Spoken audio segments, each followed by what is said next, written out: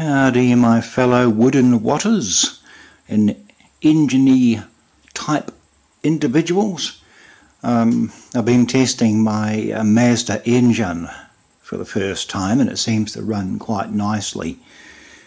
What I've done is I've dissected the distributor assembly. It contains a couple of magnetic Regulator switches. One of them is responsible for detecting the onset of the firing point for cylinder number 1. Over here, I imagine it would be. And the other one is responsible for firing them 1, 2, 3, 4, or 1, 3, 2, 4, whatever it wants to do. Unfortunately, the part that's responsible for detecting the onset of the firing position for number 1 is broken.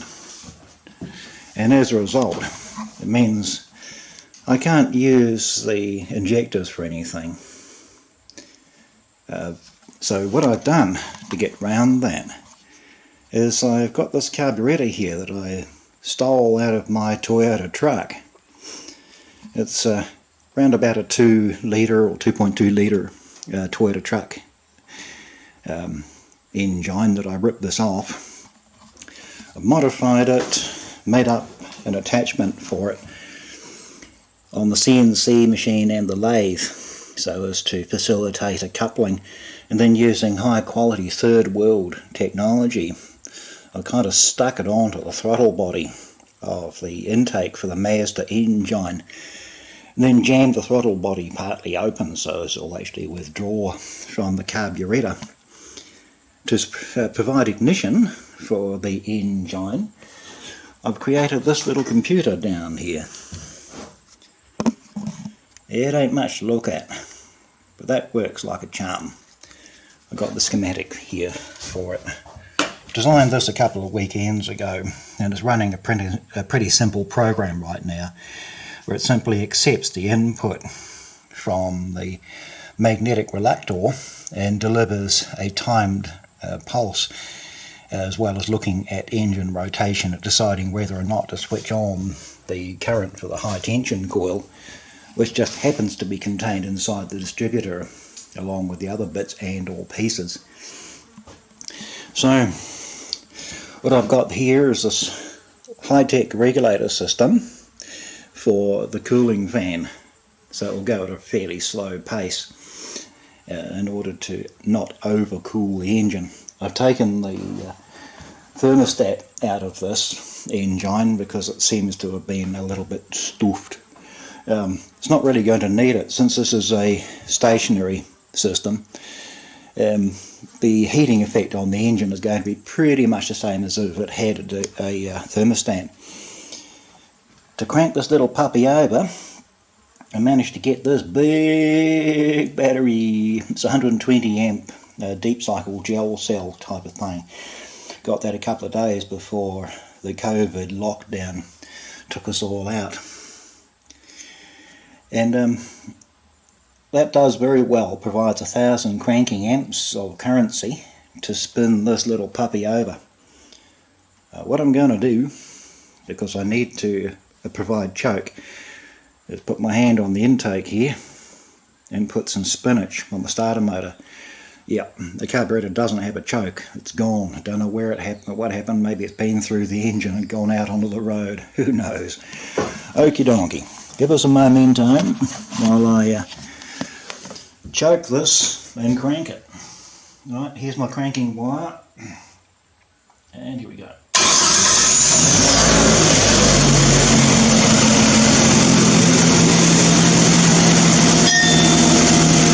There, it runs quite nicely. This piece of wire here, that's my starter switch. Stick it on the battery there and it fires up the starter motor. That's pretty technologically advanced. Makes it really hard to hot wire this. For fuel, we've got a weed eater tank. It is in keeping with what this engine's going to do. It's going to be powered by weeds after all, or trees or whatever else, to feed the beast here. But I just needed to test the engine and make sure it actually works. get this thing hooked up so it don't boil up the radio. Now to look at my high-tech exhaust system. Here's the primary muffler. Fumes into here, travel back and forth 3 times, then emerge here, and for now I've got to go around the corner and outside. Let's have a look.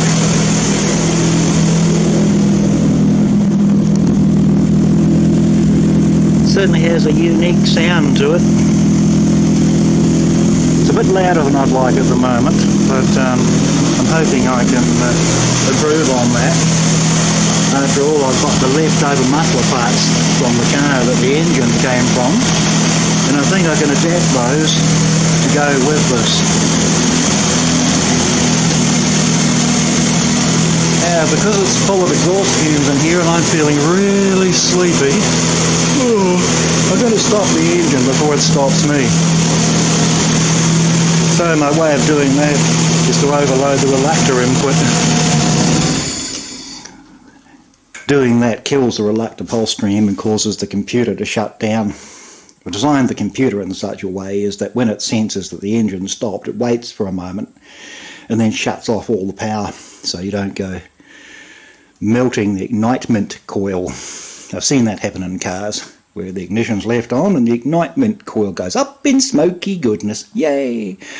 Alright, going back to say the exhaustment system. What I've done to create that is I've got the outer tube that you've already seen on the machine, gas entering like so and emerging from its other end through a 2-inch thereabouts poop. Inside that is this, so you've got about ½ an inch all around, and at the far end it's blocked off and it's filled with holes like this. Then inside that is another one concentric with it that's blocked off and filled with holes like that. So the exhaust has to travel away from the engine to the end where it meets a dead end, goes through into the next tube through all those little baffle holes, goes all the way back to another dead end where it has to come out or comes out of there and enters the final tube 2 inches in diameter with its little baffle holes before finally emerging at the side of the frame.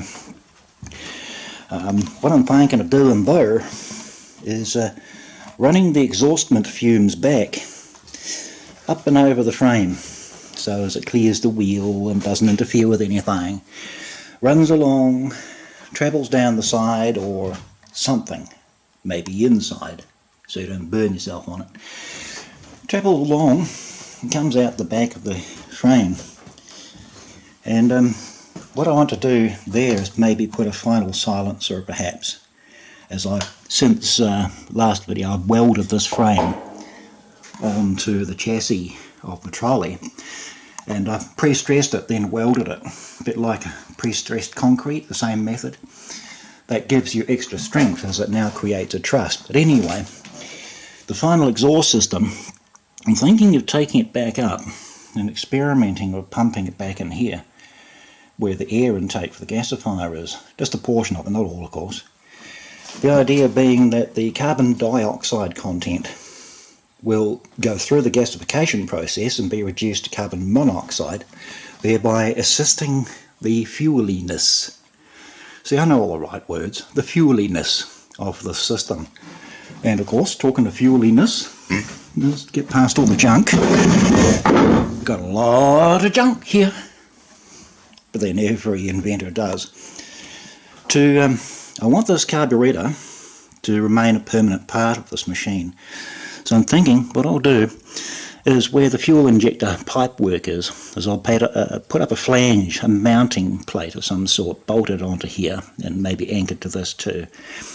And this carbohydrate, as I like to call it, will be mounted around the corner, and then a manifold made up on my CNC machine will allow me to operate valves. So when the valve for this is closed, that shuts this off and the engine will be pulling on the output filtered, of course, from the gasifier instead. So it's likely to have 2 valves in it. So if I shut them both, the engine, well, gets exactly nothing. Like breathing in space, you know, really hard. So it would be possible, perhaps, with both of the valves a little bit open, that it could be living on dinosaur squeezings and treazel at the same time. I've chosen to do this to make life easier for the engine, its starter motor, the battery and all the other bits and or pieces that will occupy this frame. The idea being that you start on pet roll should things be a bit difficult, and that makes electricity trees, keeps the battery topped up, powers the what I call it, the ejector that will be down there on the gasifier. So it allows me to get the gasifier started in cold weather or whatever, where things just ain't right. And once everything's warmed up, the engine's warmed up, I then slowly ease over, wean it from mother's milk to grass in order to keep the grunta going. As the exhaust fumes from this engine in this small room are evil. I'm running it as lean as I can, and even then it still stinks. So we've all seen that when we run an engine on wood gas, the smell virtually disappears. There's just really nothing to detect. So looking forward to that kind of a future with this little generator project, as so far it seems to be coming along very nicely. Yeah, I can't really complain.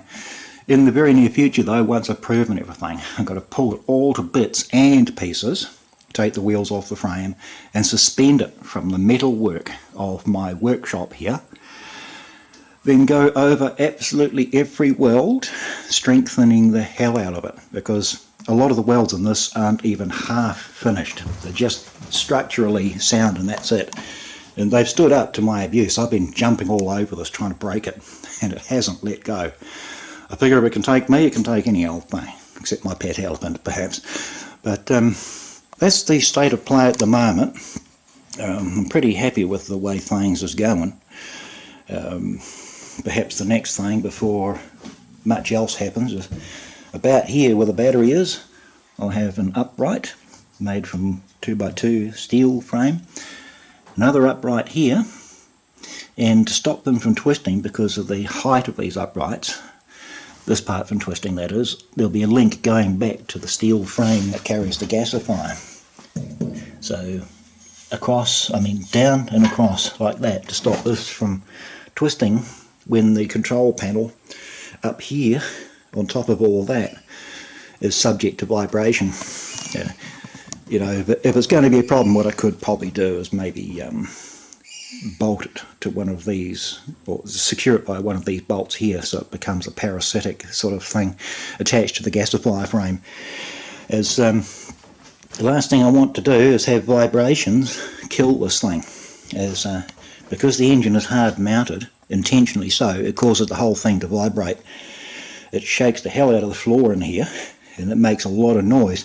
But the idea is to shake the gasifier with the engine and keep it alive.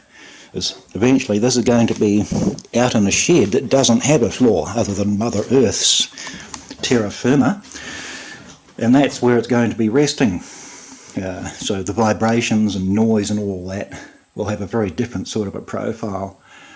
Alrighty, here's hoping you done enjoyed my rather random ramble here. The exhaust fumes in here are making me feel really nice. I think I'll go and have a sleep now. Ciao for now.